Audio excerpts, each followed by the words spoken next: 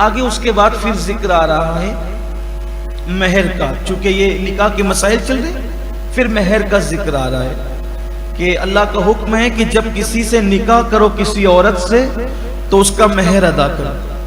اور مہر کے معاملے میں یہ ہے کہ مطلقاً مہر ادا کرنا یہ واجب ہے، اس کو ادا کرنا ضروری ہے، لیکن اس میں عجلت کرنا چاہیے.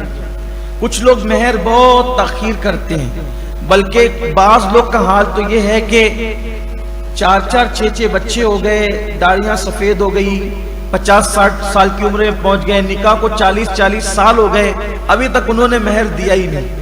حالانکہ نکاح کے فوراً بعد مہر ادا کرنا چاہیے. یہاں تک فرمایا کہ بیوی کے قریب ہونے سے پہلے اس کا مہر اسے پہنچا دیا جائے. حدیث پاک میں آتا ہے کہ جو شخص نکاح کرے، یہ کیمیائے سعادت میں حدیث پاک موجود ہے. امام غزالی لکھتے ہیں کہ جو شخص نکاح کرے اور مہر نہ دینے کی نیت کرے کہ دینا ہی نہیں ہے میں نے مہر، تو قیامت کے دن ایسے شخص کو زانی کی حیثیت سے اٹھایا جائے گا. اس لیے مہر ادا کرو. بعض لوگ تو یہ کہتے ہیں 40 سال ہو گئے، وہی جو 251 150 روپیہ 100 روپیہ 111 روپیہ مہر باقی، ابھی بھی باقی ہے.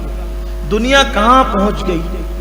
اس وقت کے 111 روپیے آج کیا قیمت رکھتے تھے، لیکن چونکہ وقت تو گزرتا گیا، پیسے تو بڑھ نہیں سکتے. اب جب وہ پیسے کی قیمت تو اتنی ہی رہی، لیکن پہلے ایسا ہوتا تھا کہ 111 روپے میں آدمی ایک مکان خرید لیتا تھا. ابھی 111 روپے میں ایک ڈریس بھی نہیں خرید سکتا، لیکن مہر تو بیچاریوں کو اتنا ہی ملنا. یہ ظلم ہے.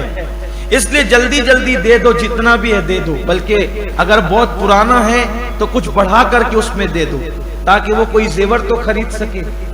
اچھا، یہ بھی ایک غلط فہمی ہے کہ مہر کا پیسہ عورت استعمال نہیں کر سکتی. ایسا نہیں ہے.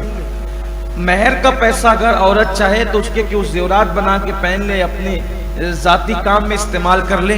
عام طور پہ ہمارے ہاں یہ مالیگاؤں میں یعنی کہ ماحول ہے کہ مہر کا پیسہ ملتا ہے تو مسجد مدرسے میں دیتے ہیں، اچھی بات ہے.